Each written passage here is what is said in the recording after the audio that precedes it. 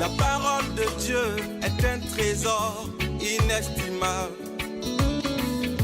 Ne laisse pas ta Bible fermée. Oh non, non. Lis-la, médite-la, nourris-toi. Lis-la, médite-la, nourris-toi. Bonjour. Si vous aimez le cinéma et regardez les films, vous devez forcément connaître le psaume 23, qui est 9 fois sur 10 cité par le pasteur ou le prêtre qui, dans le film, officie au cimetière lors du service funèbre de tel ou tel personnage. À un tel point que, lorsque j'ai dû moi-même préparer une telle cérémonie tout au long des années, pratiquement à chaque fois, j'ai constaté que c'était ce même psaume que la famille voulait que je relise.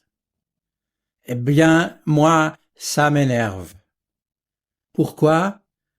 Eh bien, parce que, certes, ce psaume est magnifique, et vous avez raison de l'aimer, mais c'est un psaume pour notre vie, et pas pour quand on est mort, comme pour dire que c'est dans l'au-delà qu'il nous concernerait.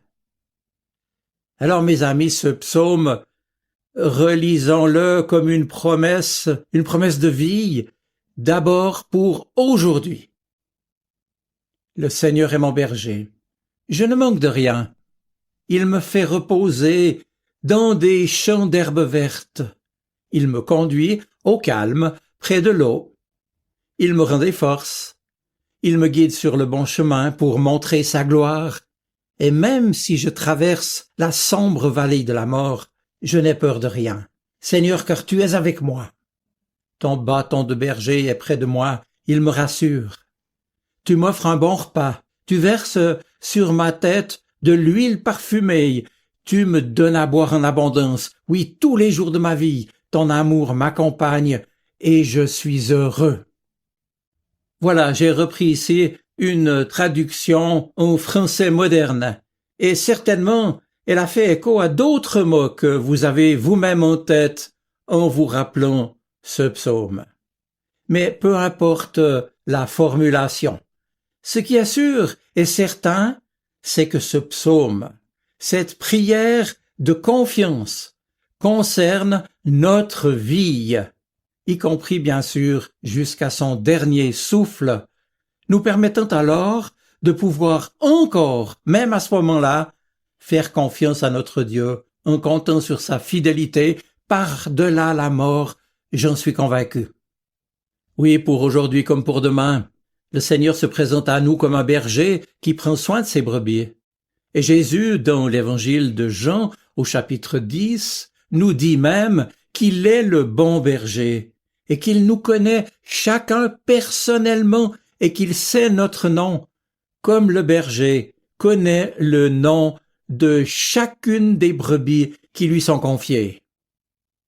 Maintenant, avez-vous déjà réalisé que ce psaume, pour nos vies, ou bien pour traverser la vie, comprend 14 promesses? Oui, 14 qu'il énumère, 14 bénédictions que nous pouvons d'ailleurs rassembler en 2 séries de 7. Et l'on sait que dans l'Écriture, le chiffre 7 précisément revêt une grande importance symbolique, à commencer dans les premières pages de la Bible par les 7 jours de la semaine du livre de la Genèse, qui résume toute l'œuvre de Dieu. Ou bien sur un autre registre, c'est un peu comme les 7 notes de la gamme, suffisantes pour composer la plus petite mélodie comme la plus grande symphonie. Je reprends donc 2 séries de 7 bénédictions. Dans la première, les 3 premiers versets du psaume et le début du 4e, David, à qui ce psaume est attribué, parle de son berger, de ce qu'il est et de ce qu'il fait pour lui.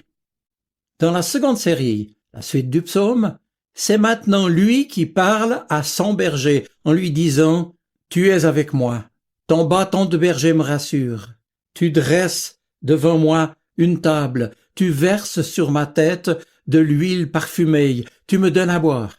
Oui, David avait donc bien raison de dire « Avec toi, je ne manquerai de rien ».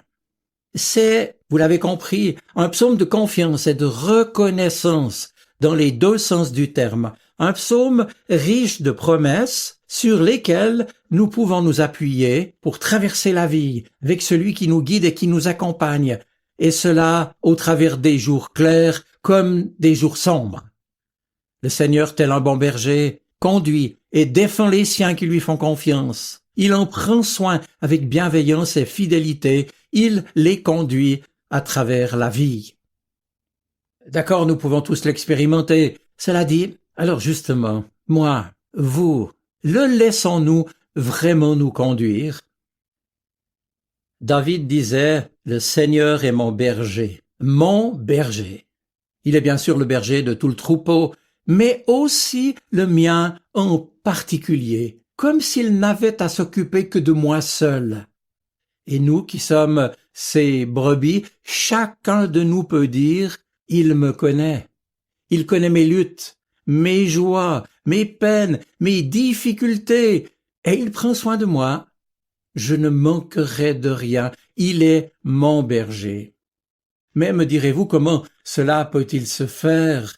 On sait tous que des événements troublants peuvent surgir à n'importe quel moment, et c'est tout à fait légitime de parfois nous sentir faibles par rapport à un parcours parsemé d'embûches et de difficultés.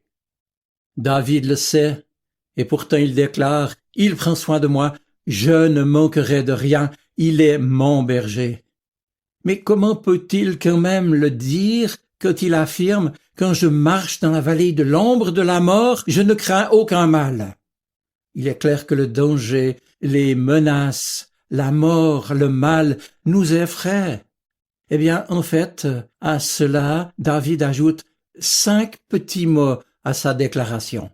Et ce sont les 5 petits mots de ce psaume qui font toute la différence dans nos vies, dans celle de David, et qui lui a permis de tenir le coup au pire moment de son existence. 5 petits mots, 5, comme les doigts de la main, sur lesquels vous pouvez les compter. Ces 5 mots qui font toute la différence se trouvent au verset 4. Ces mots, le psalmiste les prononce en disant son assurance et son espérance pour aujourd'hui et demain. Il dit « Car tu es avec moi.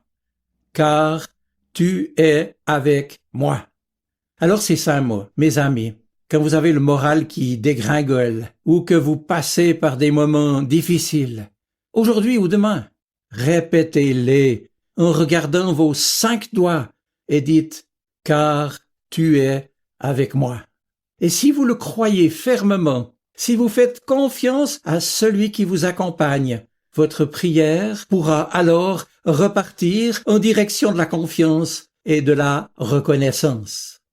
Oui, toi qui m'écoutes, le Seigneur ton berger est avec toi. Il ne t'a pas oublié, il te garde, il te protège, il te défend, il te conduit et il te donnera ce qui t'est nécessaire. Car tu es avec moi. Oui, il est fidèle et tu ne manqueras de rien. À tous, je souhaite une bonne semaine. Soyez bénis. Amen. La parole de Dieu est un trésor inestimable. Ne laisse pas ta Bible fermée. Oh non, non. Lis-la, médite-la, nourris-toi.